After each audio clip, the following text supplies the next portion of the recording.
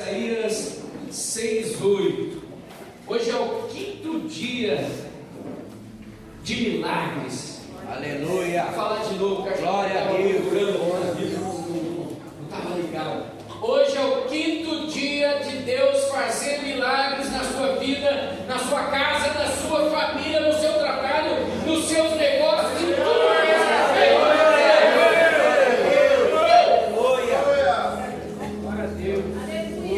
E se você já acompanha a gente nas redes sociais, você já viu o tema desse dia de hoje. Você sabe que eu estou aqui numa luta espiritual. Eu estou aqui falando com Deus na estrada. Deus mudou tudo na minha cabeça. Eu falei, agora eu estou com tudo pronto aqui. E na hora da escola bíblica eu entrei lá e fiquei pensando e falando com Deus e buscando. E agora durante o louvor Deus falou, calma que eu estou no controle. Aleluia. Sabe por quê? Porque Isaías mexe muito comigo. Se deixar eu vou falar o que Isaías falou para o povo ouvir. Amém. Mas o Espírito Santo está falando, calma, vamos com calma. Porque a palavra oficial de hoje é diferente um pouco. Se você já leu, principalmente o pessoal da Uniora, já leu, sabe que fala de Isaías 6:8, mas fala só do eis-me aqui. Mas para Isaías chegar a falar eis-me aqui, muitas coisas aconteceram com ele. E ele só chegou a receber o chamado de Deus e dizer eis-me aqui, porque muitas coisas aconteceram com ele antes, mas porque muitas coisas estavam acontecendo com o povo de Deus. Quem está lembrando diz amém? Amém. Nós já lemos essas passagens, porque nós já lemos a Bíblia toda aqui, quase já. Nós já passamos por aqui. Quando Deus chama Isaías, ele já era profeta na verdade.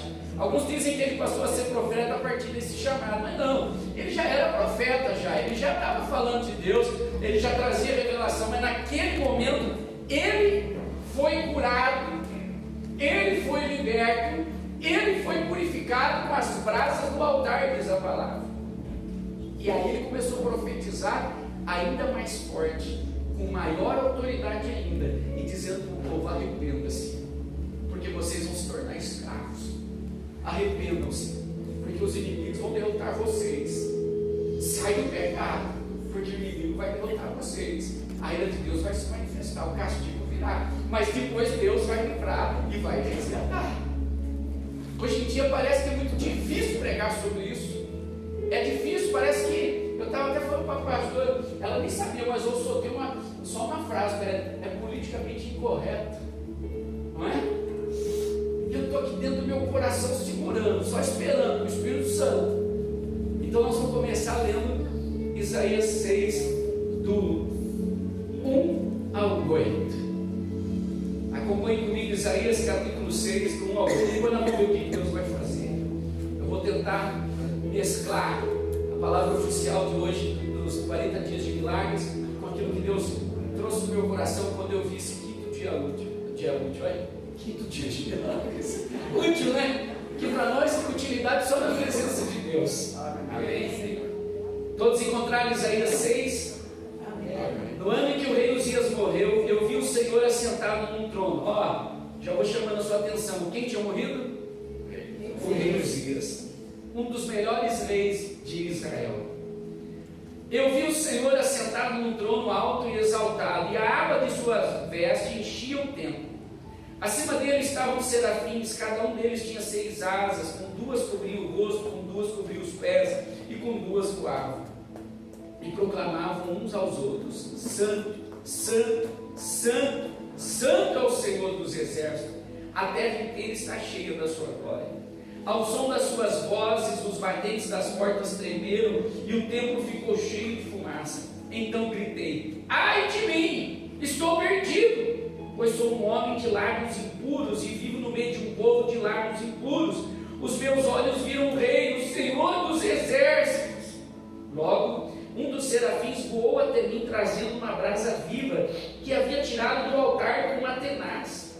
Com ela tocou a minha boca e disse: veja, isto tocou os seus lábios, por isso a sua culpa será removida e o seu pecado será perdoado. Então ouvi a voz do Senhor conclamando: quem enviarei? Quem irá por nós? E eu respondi: estou aqui, eis-me aqui, envia-me. Agora vai lá em Marcos capítulo 16, versículo 17, por favor. Marcos, Evangelho de Marcos, capítulo 16, versículo 17. Evangelho de Marcos 16, 17, a palavra de Deus diz assim. Marcos 16, 17. E estes sinais seguirão aos que crerem. Aqueles que creem são os que obedecem, praticam a palavra, amém? Amém. Ó, guarde isso. Os que creem são os que obedecem, são os que praticam a palavra. E os que obedecem e que praticam a palavra de Deus, sinais seguirão eles. Que sinais são esses? Em meu nome, em nome de quem? Jesus. Eu gostei desse por último. No nome de Jesus expulsarão demônios. Em nome de Jesus falarão novas línguas. Aleluia. Não tem como negar o Espírito Santo, não tem como negar falar em línguas. Porque quem crê e vive a palavra de Deus, um dos sinais é falar em outras línguas. Aleluia.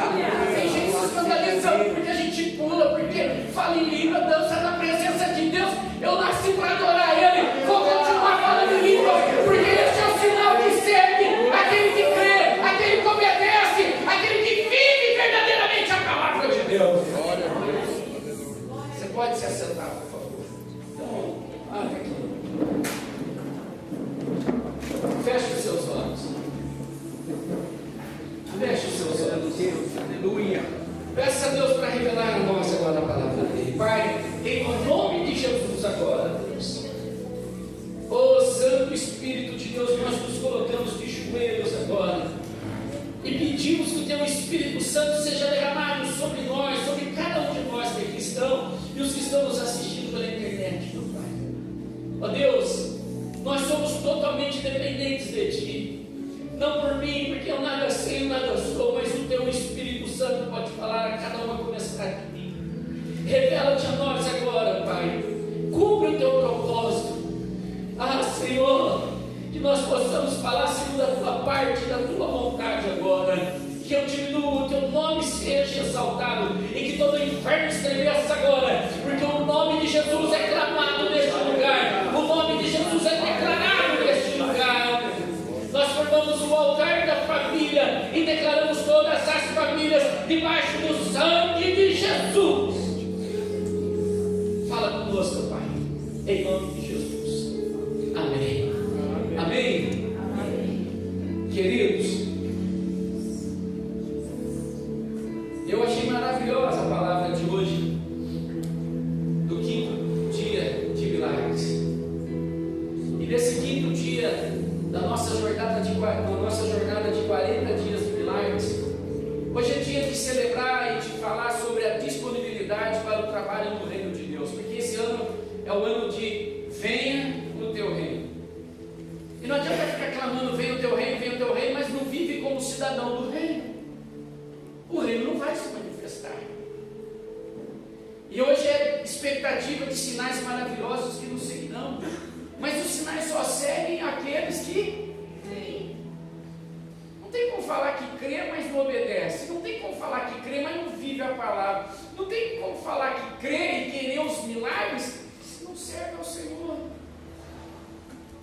E quando eu vejo Isaías falando dessa forma, e é por isso que eu quero fazer um paralelo entre Marcos 16, 17 e Isaías 6, do 1 a 8, e juntar a palavra oficial de hoje da nossa igreja a nível nacional, mas trazer a revelação local para a nossa igreja, sem perder essa visão. Jesus prometeu que sinais incríveis seguiriam aqueles que creem, e nós temos que pensar o impacto disso nas nossas vidas. Ao crer e obedecer ao chamado de Deus, os milagres nos acompanharão, as maravilhas serão rotina na nossa vida, irmãos. O sobrenatural vai se tornar algo natural de quem vive na presença de Deus.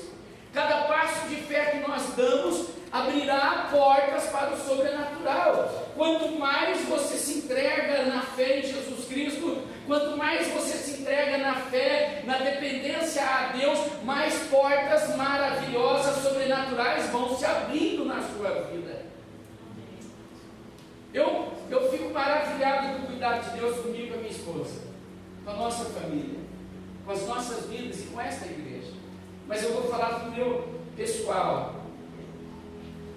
Ontem nós trabalhamos desde 6 horas até as 6 da tarde. E eu já estava desistindo, porque eu estava com dor na perna, dor na coluna, dor no braço, dor tudo. E essa mulher carregando carriola de madeira, de folha e outras coisas mais, e descendo e subindo lá aquela chácara. E eu estava com meu tio tem 70 anos, e ele estava lá mais rápido que eu. Eu fiquei até com vergonha.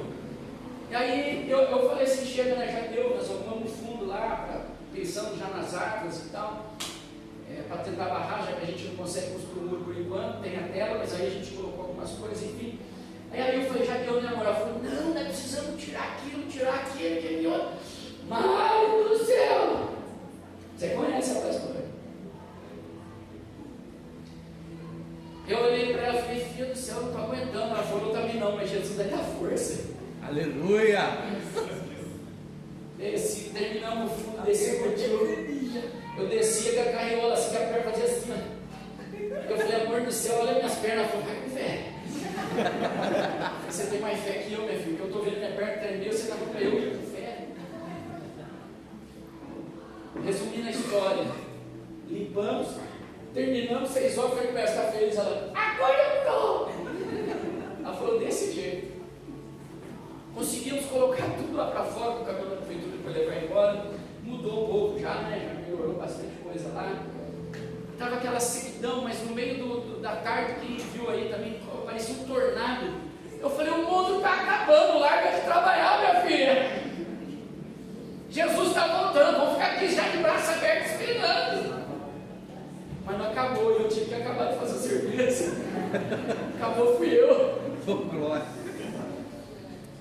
E eu pensei, meu Deus do céu, não vai chover. E ela desesperada, vamos antes que chove. Eu falei, mas não vai, minha filha. Irmãos, nós acabamos. 18 horas aí o tio ainda tomou café lá com a gente. Tomamos café no escuro, porque acabou a força, acabou a energia. Acho que já era umas 5 e pouco, acabou a energia, né? Tomamos café no escuro lá com o tio e a tia, o sogro e tal. O tio despediu, foram embora. Vizinho chamando para ver se tinha vela, porque está todo mundo na escuridão e tal. Ó, todo mundo viu lá e falou, eu quero uma luz de energia. Eu falei, o irmão lá da igreja queria dizer, você pôs para mim. O tio falou que ia pôr na casa dele. Eu falei, tio, tem que pôr, né? Enfim. Aí eu falei, amor, e agora? Agora vai ser banho internacional. Ué, nós somos internacional. Você já tomou banho check? Banho check. Check. Rapidão, banho check.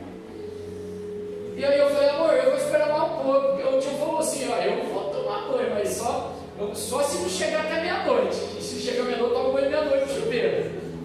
Eu falei, eu estou dando tio, eu vou esperar até meia-noite. Se não chegar meia-noite, eu tomo. Ela falou, não, você não vai esperar não, você vai já. Já ligou o fogão, pôs água para esquentar e tal. E tomei um banho gostoso, de canequinha, depois ela tomou o banho dela, pusemos os pijaminhas, oramos e fomos para a cama 8 e pouco.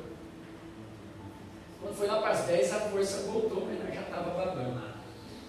Só que, quando foi lá de noite, antes mesmo da força voltar, eu escutei esse barulho, foi silêncio.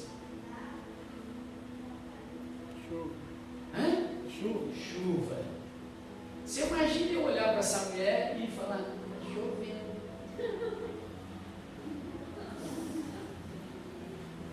Vocês entenderam? Irmãos, às vezes Deus fala com a gente e a gente fica incrédulo. Deus usou ela, e se eu não ouvisse a mulher da minha mocidade, eu gosto muito disso da Bíblia, sabia? A mulher da minha mocidade. Eu estou mais tempo com ela do que com a minha família. Eu já estou há 32 anos com ela, eu tenho 52, você imagina, faz as contas aí. Vivi 20 anos com meus pais, 32 com a minha esposa. Você também começa a fazer conta agora para você ver. Começa a rir aí que você está mais tempo mesmo. Você é mais velho que eu mesmo. É que o Paulo está aqui hoje, mas se ele estiver assistindo, eu vou. Irmãos, que coisa maravilhosa. Nós ficamos todos moídos, mas felizes, porque cumprimos a obra que Deus colocou para a gente. E veio aquela chuva, eu só olhei pelo vidro da cozinha para olhar se estava caindo tudo que eu fiz. Não, estava tudo firme lá. Aí olhando lá para baixo, tudo limpinho, lavando. Ela lavou e, detalhe, ela lavou toda a área primeiro, limpou a casa 3 vezes, porque cada vez que ela limpava, caía sujeira, aquela coisa toda. E depois ela lavou no escuro, eu com a lanterna para ela, e ela lavando, passando pano, e eu com a lanterna, porque depois de 1 hora já não aguenta mais, nem luz de emergência, aí é só na vela mesmo e a lanterna. E aí, ela lavou toda a área lá fora, e eu fiquei assim, mas vai, por que ela lavou e jogou lá na calçada? Depois que começou a chover, ela falou, você entendeu? Agora eu fiz o serviço aqui, Deus fez o resto lá para lá. Deus lavou a calçada para ela até lá embaixo. Eu falei, olha.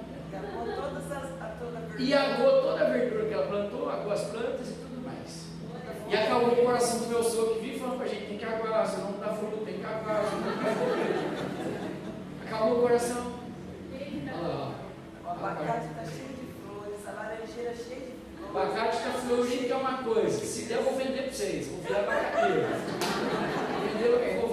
Vou oferecer no Ceasa aqui. As manas estão lotadas. A laranjinha que a minha mãe gosta, aquela champanhe, né? Nossa, hoje eu vi até as bolinhas assim da laranjinha. Irmãos, a gente enfrenta grandes desafios ao longo do tempo, com certeza. Mesmo quem não está no ministério, não é pastor, não é líder, não é missionário, mas se é cristão, enfrenta desafio. Mas a gente pode fazer a diferença, se mantendo posicionado. Eu não sei se você percebeu, mas Deus vem falando com a gente. Eu, pelo menos toda vez que eu venho pregar, não tem como eu fugir. Vocês já perceberam? Por isso que de vez em quando eu alterno, deixo alguém pregar no meu lugar, a pastora pregar de domingo, inclusive, porque senão fica só eu falando, dá a impressão que eu sou Isaías ali, né? Mas Deus vem falando posicionamento, irmão, posicionamento, porque o que você planta, você colhe. Nós já estamos há 15 anos aqui, quanto sofrimento, quanta luta, quanta perseguição, quanta calúnia, quantas pessoas nos desprezando, quanta coisa, mas nós continuamos firmes pregando o Evangelho puro e verdadeiro de Jesus Cristo e vivendo ele. Glória a Deus, aleluia. Isaías vem no momento de dificuldade da nação, no momento em que Judá estava totalmente desviado do caminho do Senhor, que o povo de Deus já não aceitava mais falar assim direita, que o povo de Deus não queria saber mais de intimidade com Deus, de santidade com Deus. É fácil falar, eis-me aqui, é fácil pregar sobre eis-me aqui. Eu poderia chegar aqui em 5, 10 minutos pregar para você, nós vamos orar mais cedo, mas eu não cumpro tabela, eu falo que o Espírito Santo me manda. Aleluia. E Ele está me alertando para alertar vocês, tal qual Isaías fez naquela época.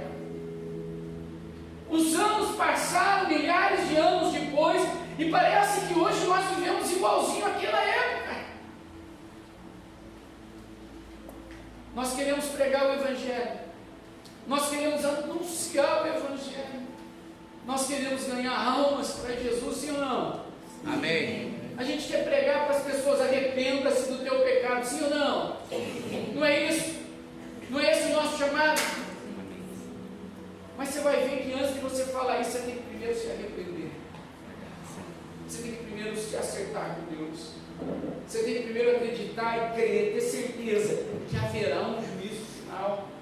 Não se prega mais sobre o juízo final. Não se prega mais sobre a vida eterna. Por quê, pastor?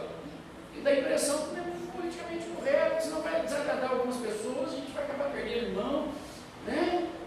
Os políticos também parece que não gostam de se posicionar, ainda bem que nós temos um homem de Deus que se posiciona. Falam mais de si mesmo do que podem fazer, do que o que Deus está fazendo na sua vida e do que Deus pode fazer. Amados,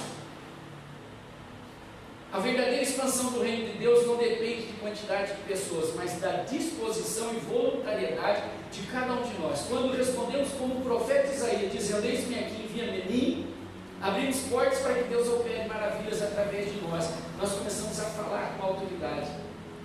Haverá alegria e satisfação em saber que nós estamos fazendo parte de algo maior, de um projeto maior, que é resgatar o perdido a qualquer custo, como a fundadora desta igreja sempre anunciou: alcançar o perdido a qualquer custo. E nós temos cumprido essa missão enquanto igreja. O que eu tenho visto é uma institucionalização da igreja. Quando a igreja se torna instituto, ela deixa de ter a característica de resgate.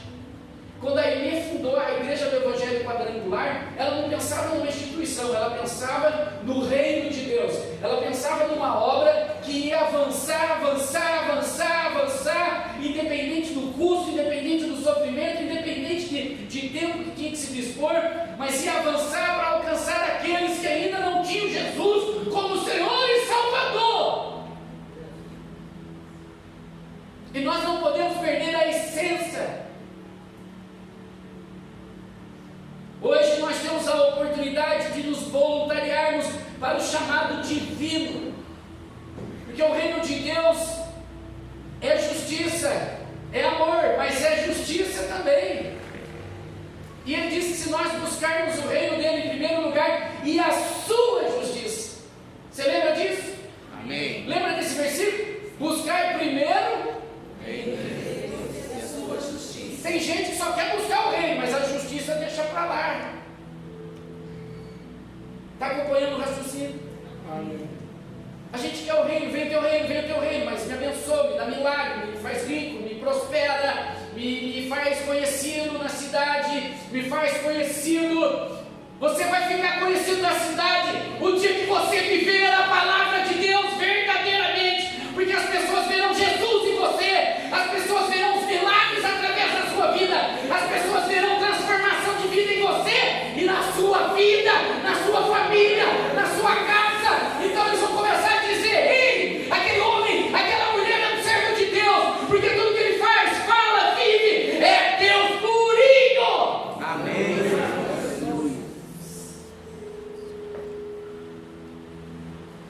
Então expandir o reino de Deus é fazer a vontade de Deus. E quando a gente faz a vontade de Deus, quando a gente obedece, pratica a palavra de Deus, com essas atitudes os milagres não apenas nos seguirão, mas serão uma realidade constante nas nossas vidas. Ei, quero dizer para você uma coisa, e eu venho falando isso já há muitos anos, e não vou cansar até que Jesus me leve. Crente não tem que ficar correndo atrás de milagre. O crente tem que correr atrás de Jesus Cristo, que é a fonte de todos os milagres. Aleluia. Então quando você corre atrás de Jesus Cristo, você quer estar perto de Jesus, você quer viver a palavra dele, você quer ser como ele. Sabe o que vai acontecer? Como foi na vida dele, os milagres vão começar a acontecer na sua vida e através da sua vida. Aleluia. Sabe por que Jesus vivia milagres? Peraí, pastor, Jesus vivia milagres? Vivia? Ou não vivia? Amém. Ora, a vida de Jesus foi milagre atrás de milagre, não só realizando milagres. Quando ele precisava de um barco para atravessar o mar, o que acontecia? Milagre, alguém aparecia e servia o barco. Quando ele precisava se alimentar, o que acontecia? Milagre, alguém vinha e saciava a fome dele.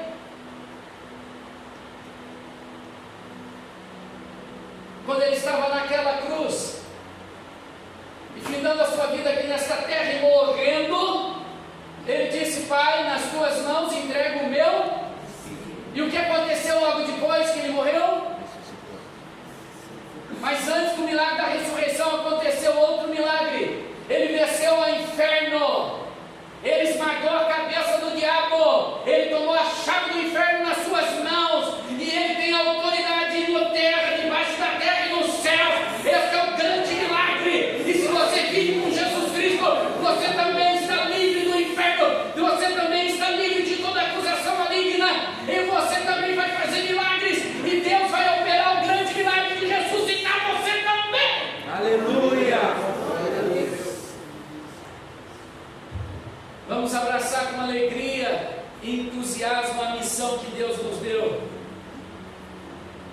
E eu podia encerrar aqui. Que esse dia seja um convite para você se apresentar diante do Senhor e dizer: eis-me aqui, envia-me a mim. E juntos nós vamos nesses 40 dias de milagres, comprometendo-nos com a obra do Senhor Jesus e viver a abundância dos seus milagres em nossas vidas. E ao longo dessa jornada nós vamos de mãos dadas em ação, e grandes coisas virão, milagres vão acontecer. Mas eu não vou parar aqui não. Aleluia. Segura aí na cadeira. A Deus. Baixa essa sobrancelha. Vocês me aguentam mais 10 minutos? Amém. Espírito Santo, 10 minutos. O chamado de Isaías como profeta começou, e um grande profeta mais audacioso, vamos dizer que ele já era, numa grande agitação política. Parece alguma coisa dos nossos dias ou não? Sim. O Brasil passa uma grande agitação política, sim ou não? Sim. Então olha como a palavra de Deus, que alguns querem dizer que ela é desatualizada, que ela é ultrapassada, que ela precisa ser atualizada. Grandes líderes religiosos estão dizendo que ela precisa ser atualizada. Preste atenção nisso. Naquela época em que o profeta Isaías foi chamado por Deus, teve a revelação de Deus, teve a visão de Deus, ele viu Deus num trono, e ele estava no templo. Deus estava dizendo para ele que Deus é o rei soberano. Aleluia. Glória a Deus. E ele foi no templo para chorar por conta da situação que se encontrava a nação naquela época. O rei Uzias tinha acabado de morrer. Os assírios estavam tomando todas as terras. Nação, uma por uma, os assírios vinham e conquistavam, escravizavam todo o povo de Deus, seja do Oriente, do Ocidente. Os reinos que formavam o grande reino do povo de Deus daquela época estavam para se tornar escravos.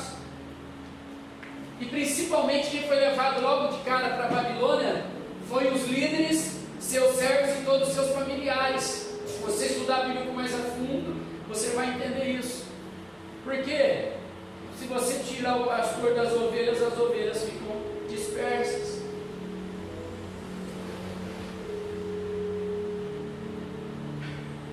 Havia uma ameaça de invasão sobre a nação de Israel, e o exército assírio conquistava cada vez mais. E sabe qual era o problema? Todo mundo tentando estratégias políticas, todo mundo tentando estratégias de guerra. Os líderes nacionais lutaram por suas soluções políticas, lutaram por suas soluções militares. E embora Deus tivesse apontado constantemente a verdadeira causa do problema, eles ainda buscavam nas suas próprias forças, no seu próprio conhecimento, a solução. E sabe qual era o maior problema que Deus já vinha apontando e que Deus tem apontado para esta geração presente? Deus tem falado através dos profetas. Sabe qual era o grande problema daquela época e é o problema hoje? A decadência espiritual da nação. A nação estava em decadência espiritual, estavam se afastando de Deus e acreditando nos homens, e Deus só permitindo. Então vai, já que você não confia mais em mim, entra lá, Sírio, toma aquela cidade, vamos ver se ele aprende, vai lá, destrói ali. Deus estava permitindo. Deus havia revelado a Isaías que estava por trás de toda a agitação política da região. Deus chegou e falou para o profeta, não vai dar tempo de esclarecer muito aqui, mas você vai ler, você vai ver. Aliás, quem está com a gente já leu o livro de Isaías, já entende o que eu estou falando. Deus disse para ele, deixou claro para ele: sou eu que estou permitindo tudo isso, para ver se meu povo se volta para mim. Até porque Deus já tinha dito: se o meu povo.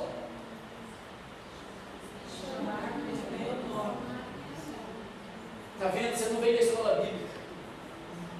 Depois você fica perdido no culto. Culto não é escola bíblica.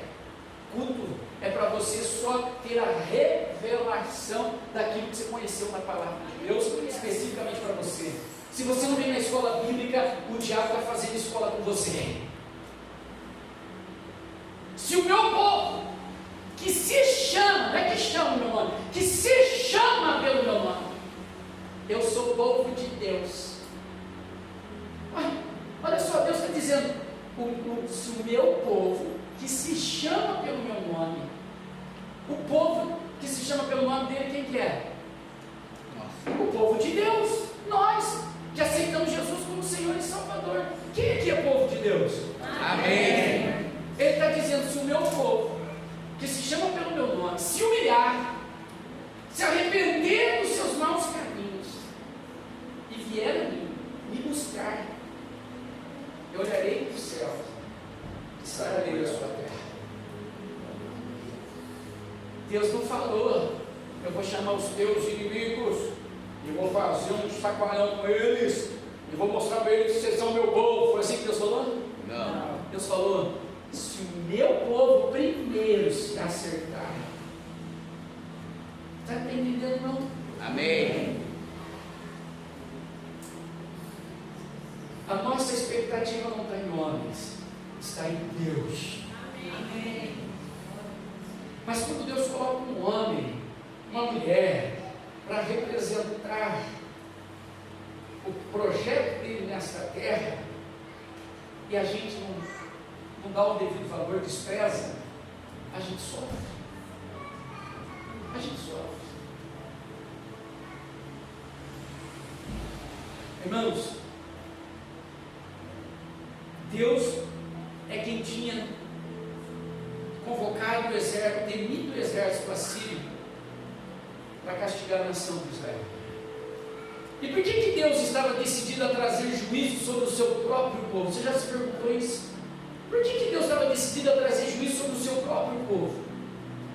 Israel estava se rebelando contra Deus através de suas práticas idólatras, da desigualdade social, da injustiça, da corrupção e do abandono dos pobres, dos órfãos e das viúvas. E com o resultado, o Senhor se recusou a aceitar as suas ofertas.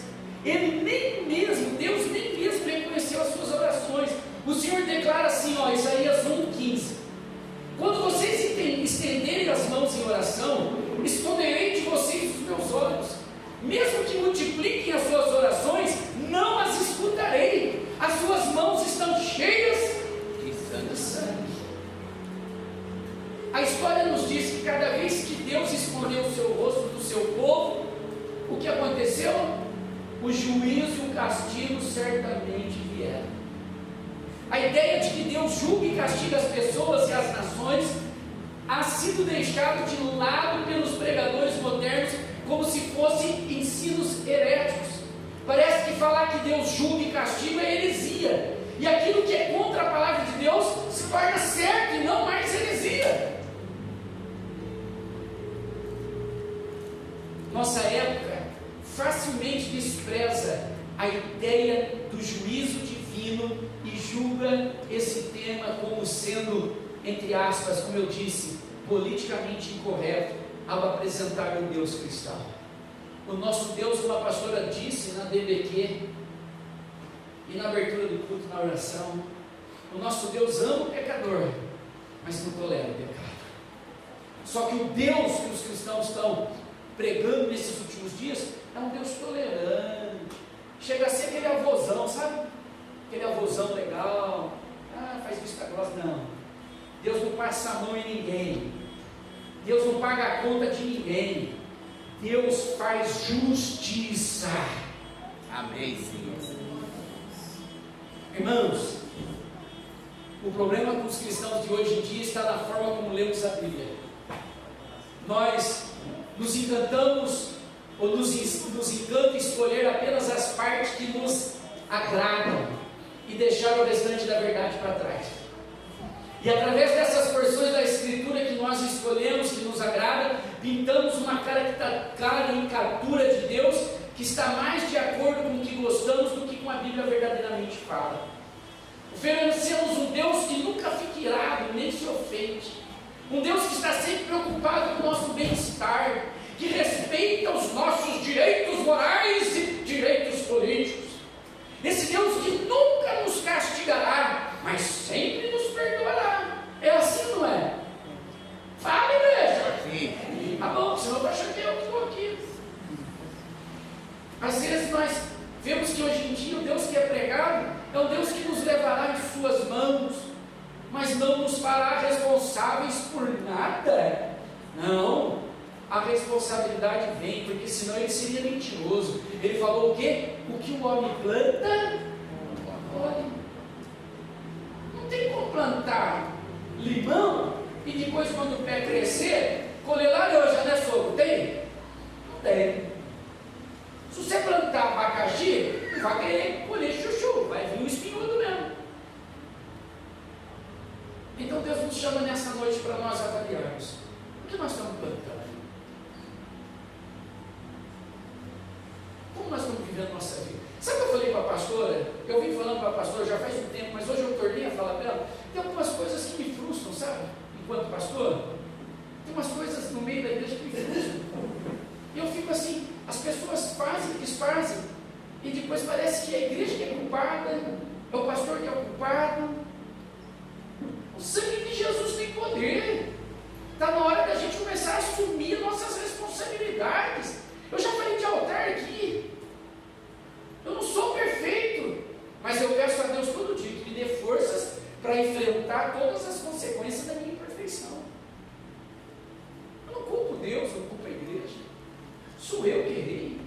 Eu tenho que agir para consertar aquilo que eu errei. A Bíblia diz: volta onde você caiu. Não é isso que a Bíblia diz? Amém. Volta lá onde você caiu, se levanta, sacode a poeira, se arrepende e não volte a pecar. Ah, mas não, quantas pessoas talvez estão nos assistindo pela internet e que não estão aqui? Ah, é porque a igreja nada, é você. Vamos encarar o fato. Jesus está nos chamando, Ele é justiça também, gente. Ele é amor, hein? Isso é maturidade espiritual. Maturidade espiritual. Chega de ser criança. Jesus está voltando. Ontem todo mundo, está acabando o mundo. Eu também falei, está acabando a morte. Jesus está voltando. Só que glória a Deus, vamos para a glória. Mas muitos ficaram em desespero. Por quê? Porque não tem maturidade espiritual. Porque não vivem a palavra. Querem os milagres, mas não quer o Deus do milagre. Não quer viver. Venha o teu reino. Mas rei, deixa eu só obedecer o que eu acho. Viu, peraí. Quem é rei tem soberania.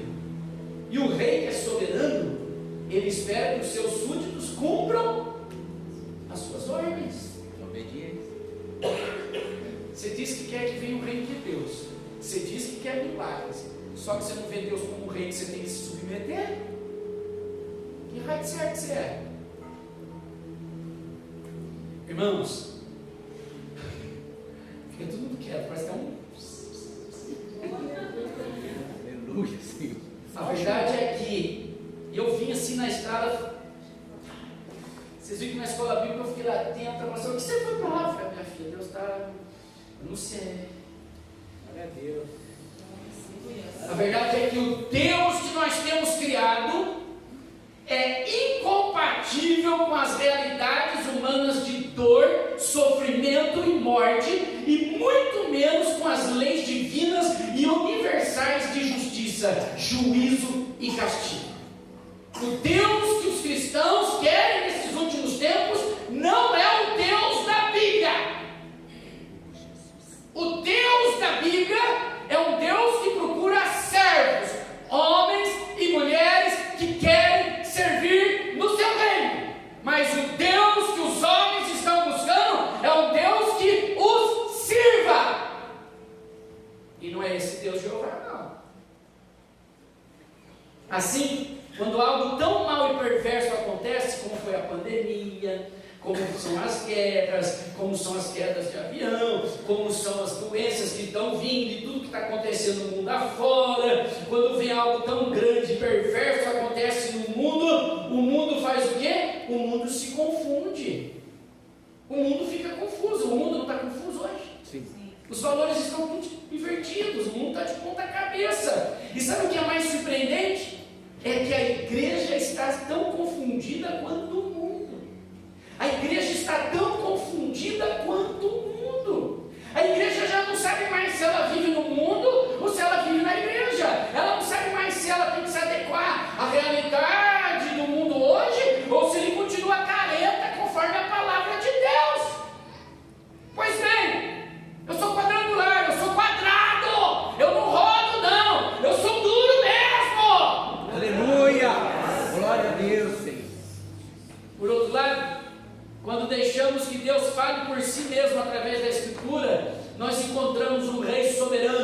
não se parece, como eu disse, nada com aquele avôzinho amoroso e tranquilo que imaginamos em nossas mentes. E como rei, Deus requer e até mesmo exige que seu povo se submeta a seu governo. E além disso, a Bíblia é clara sobre a vida do dia do juízo final. Na escola bíblica nós estamos estudando escatologia com a pastora. E no dia do juízo final, no qual todos enfrentarão o juízo, sem importar suas crenças políticas, sociais, morais ou religiosas. Ah, mas no teu nome eu expulsei demônios. Ah, mas no teu nome eu fiz isso. Ah, mas no teu nome apartai-vos de mim que não vos conheço. Parece dura essa palavra, mas é a palavra de Deus. Amém, Senhor. Uma grande parte do Antigo Testamento é composta por sermões dos profetas de Deus, advertindo a nação de Israel de que o juízo de Deus cairia sobre eles, caso continuassem em seu caminho de rebelião e pecado. E Deus continua falando hoje, e no Novo Testamento, Jesus Cristo e o evangelista João Batista advertiram constantemente aos líderes de Jerusalém que caso não se arrependesse, Deus julgaria toda a nação. Esse tema do juízo divino, que Deus virá julgar os vivos e os mortos, aparece ainda mais claramente no livro de Apocalipse. E aí eu convido para você vir para a escola bíblica, para você entender melhor. É a razão principal da vida de Deus, de Jesus. Deus demonstrou constantemente na história de Israel que, como rei, trará retribuição e castigo contra este mundo no dia do juízo. E nós temos que estar preparados. Durante o ministério de Isaías, o Senhor revelou um tempo determinado de castigo quando Jerusalém seria invadida e eles seriam levados cativos por uma nação estrangeira.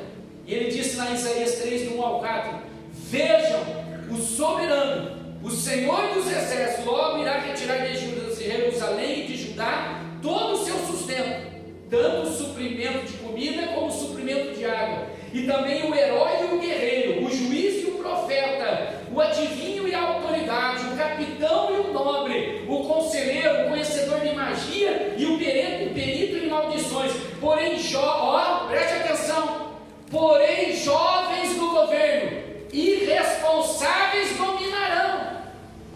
E o que aconteceu?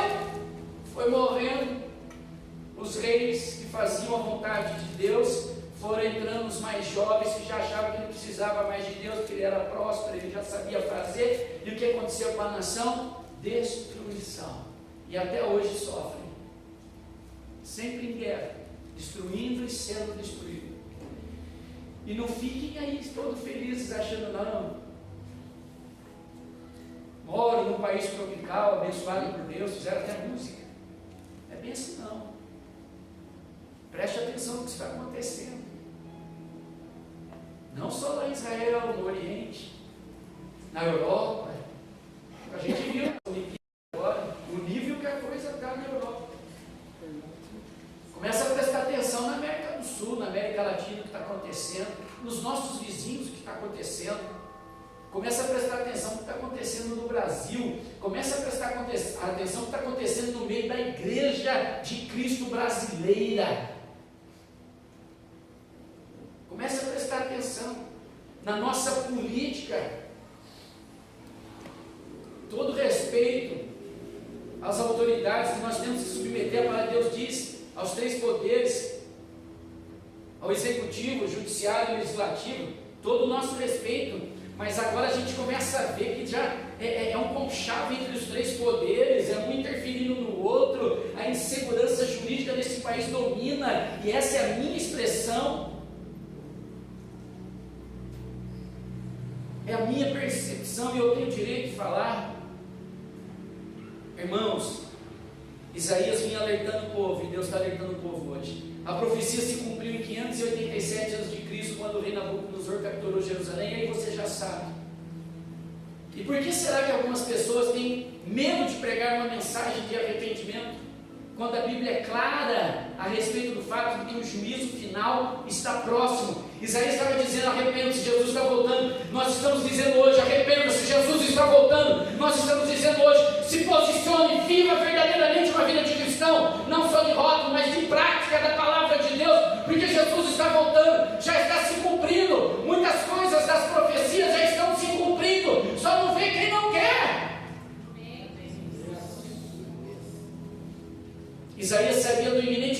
Deus e sabia da necessidade de comprar as pessoas sobre ele.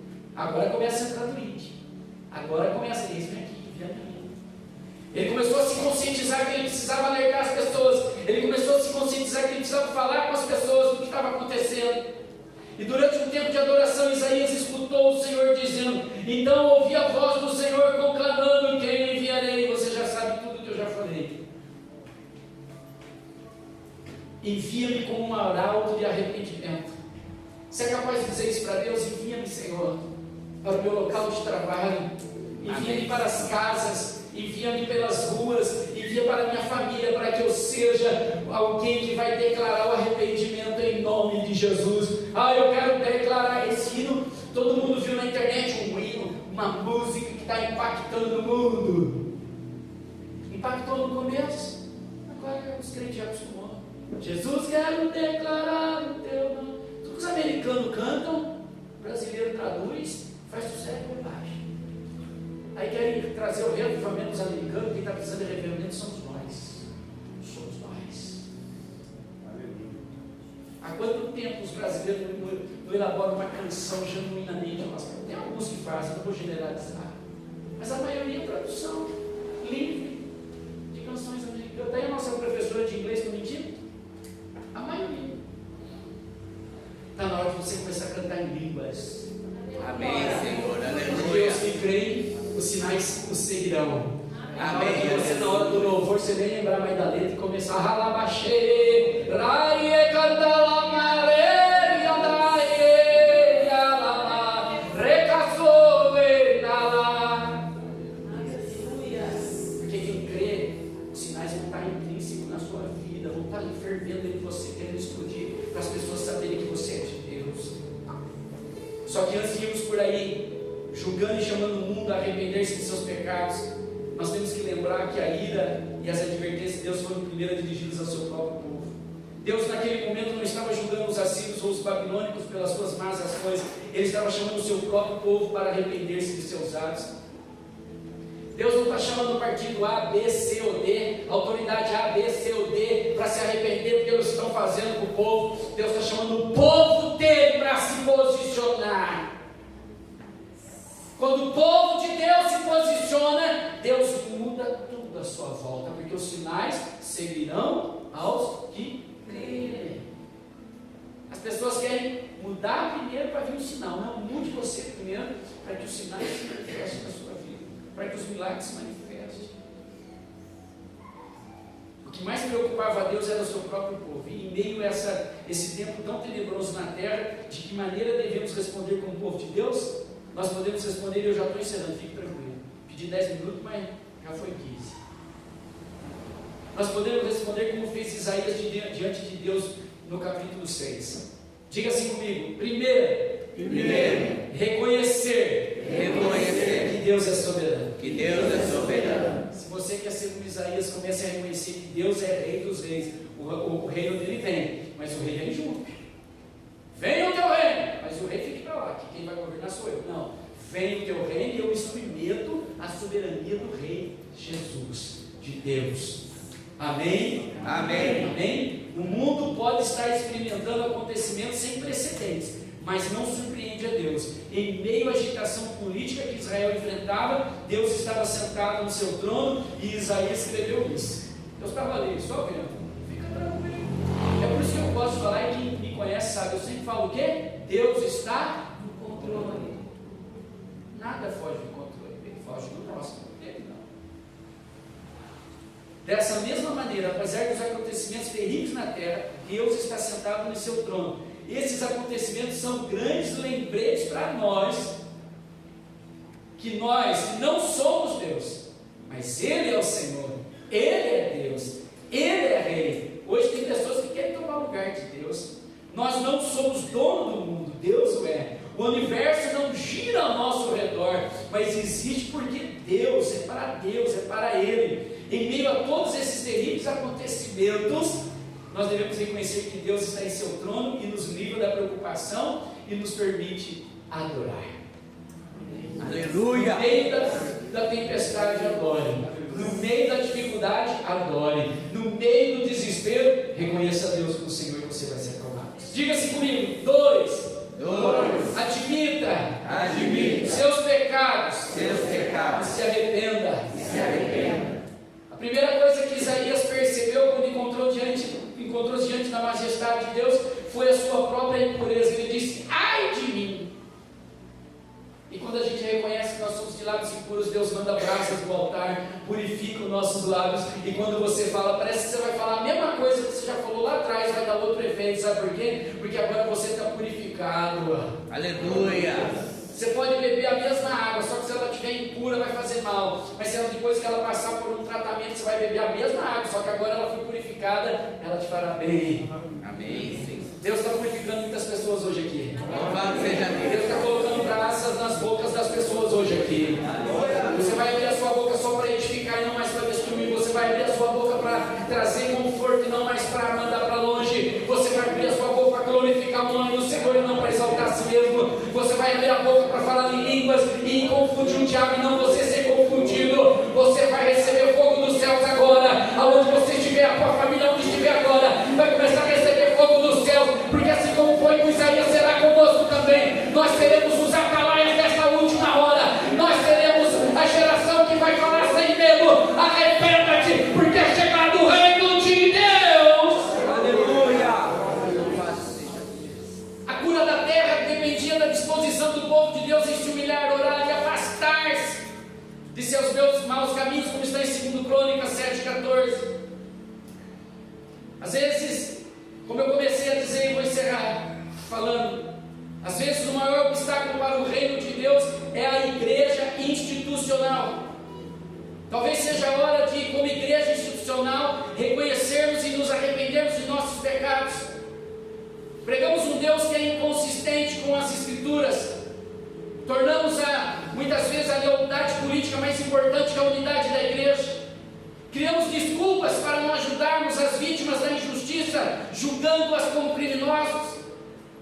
Não fazemos nada para ajudar os pobres, os imigrantes, as viúvas e os órfãos. Tornamos as atividades da igreja e as regras denominacionais mais importantes do que ganhar almas.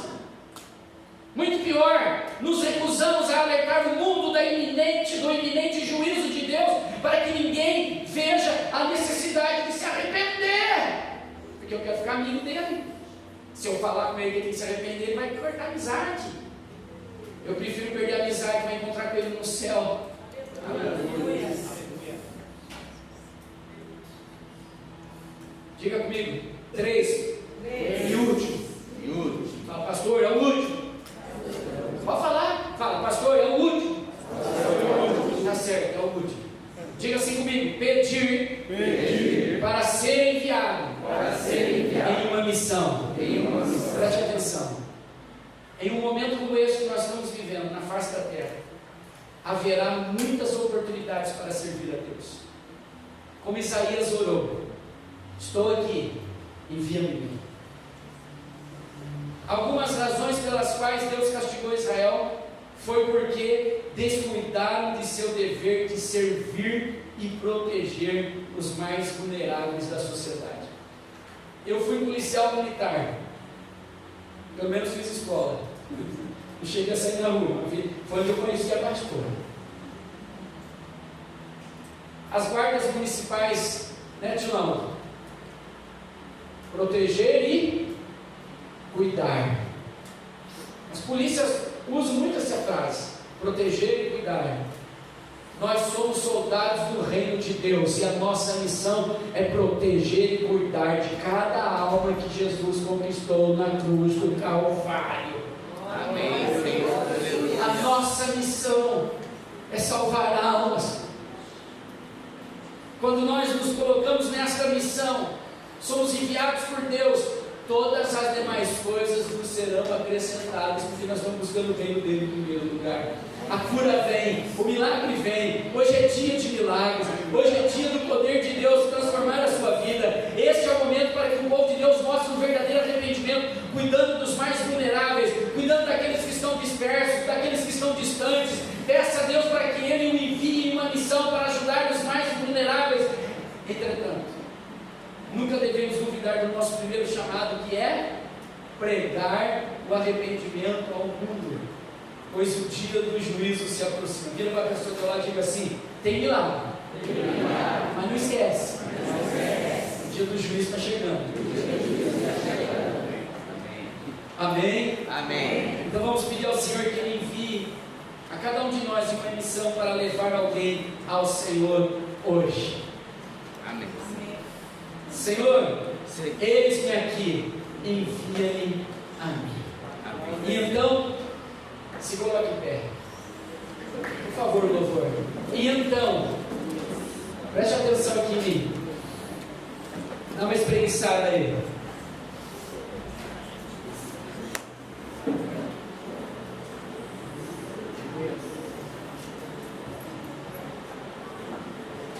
Você ouviu tudo isso por quase um pouco mais de 40 minutos. Eu não sei com quem eu conversava, acho que era com o primo meu. Ele falou assim, ele é cristão também, ele falou: Eliseu, nós estamos vivendo o tempo da paciência.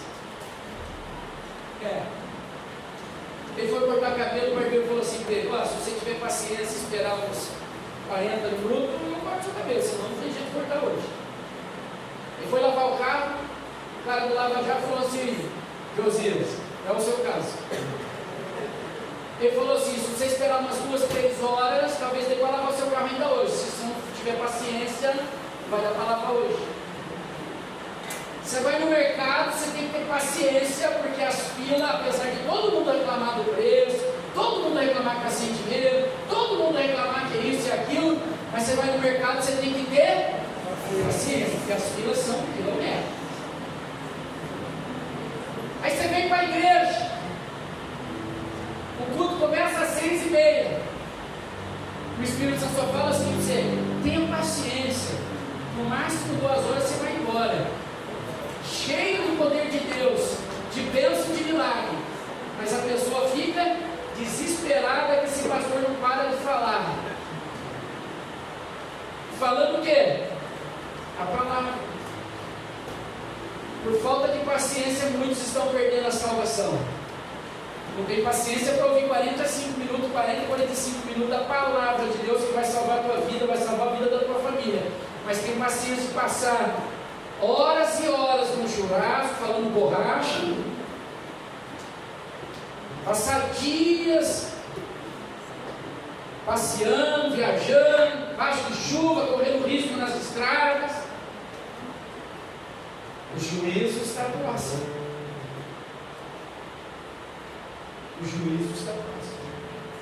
Mas tudo isso vem a melhor parte agora no final. Como sempre, Deus deixa o melhor no final. Mas tudo isso, se você tiver consciência de tudo isso, e então, depois de tudo isso, vivendo em santidade, adorando e obedecendo ao Senhor, então você vai experimentar o sobrenatural de Deus. Aí você vai viver milagres. E não vai ser só um dia, ou só durante uma época do ano que se faz a campanha dos 40 dias de milagre. Você vai viver milagre 365 dias por ano. Porque quem vive com Deus todo dia, quem obedece a Deus todo dia, quem pratica a palavra todo dia tem direito de viver milagres. Todo dia que eu acordo, que eu me coloco de joelho ainda sobre a minha cama, a primeira coisa que eu falo com Deus é: obrigado, Senhor, porque o Senhor me manteve vivo. E se o Senhor me manteve vivo, é porque o Senhor tem propósito. Então cumpre em mim os teus propósitos. Amém. Aleluia. Quando você abrir o olho amanhã cedo, lembre disso. Já é o primeiro milagre na sua vida. Você está vivo. E se você está vivo, é porque Deus ainda tem propósito na sua vida. Ele ainda vai realizar muita coisa na sua vida e através da sua vida. Marcos 16, 17.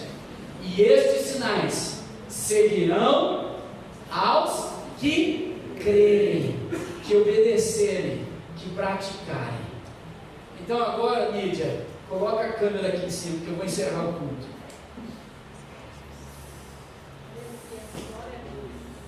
Pode começar a cantar aqui.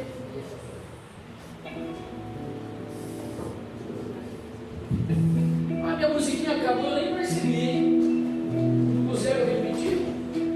Eu tinha botãozinho que mexeu tanto comigo. Mas não tem problema, agora não tem. Mas vocês não. Vocês não vão cantar, não. Glória a Deus. Você não vai cantar, não. Você vai fechar os seus olhos e soltar suas mãos. Sei que você está com frio, mas agora vai sentar. Solta seus olhos. Aleluia. Fecha os seus olhos.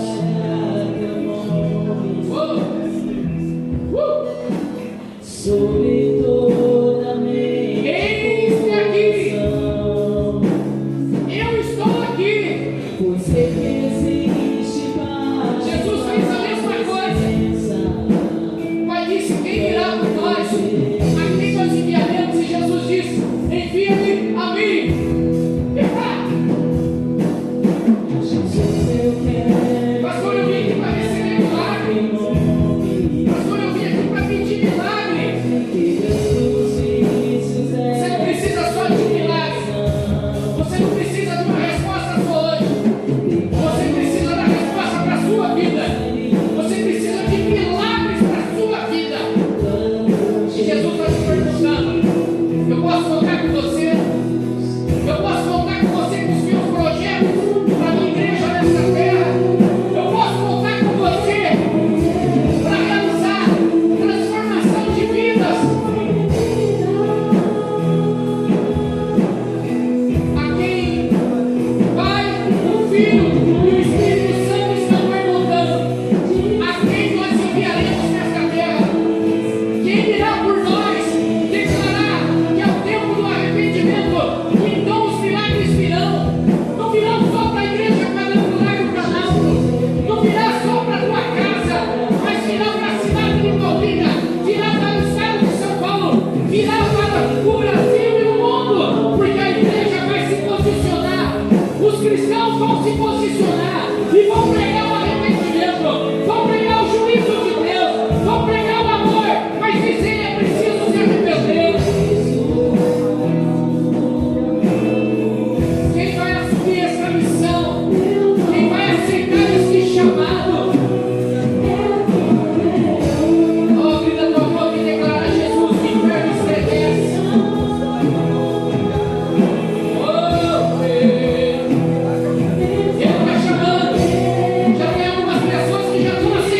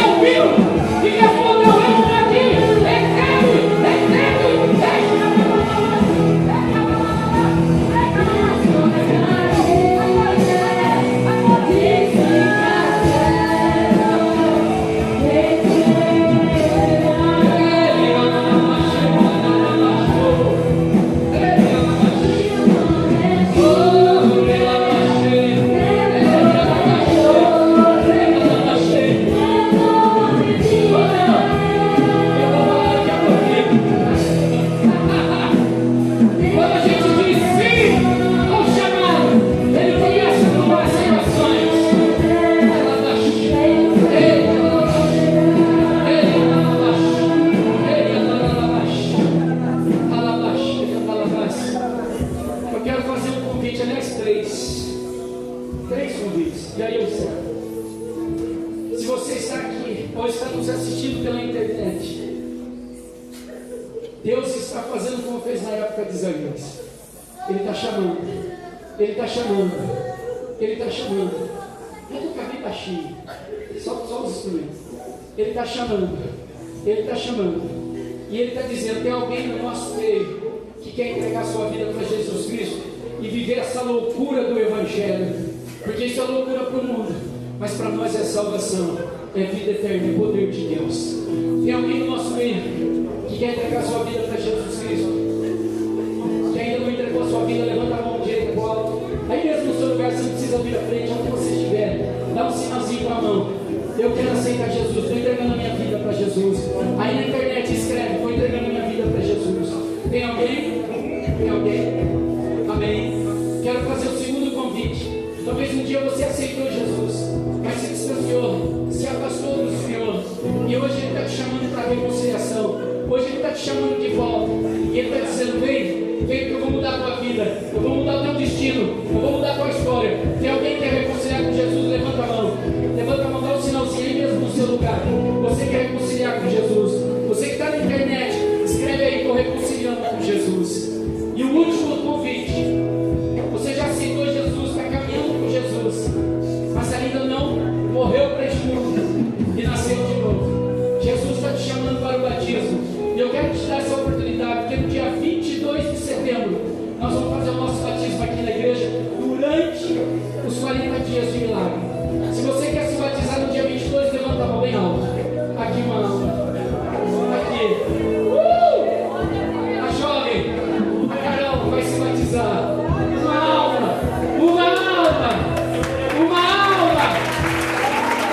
Quando a gente diz sim, a palavra entra no coração e muda a história.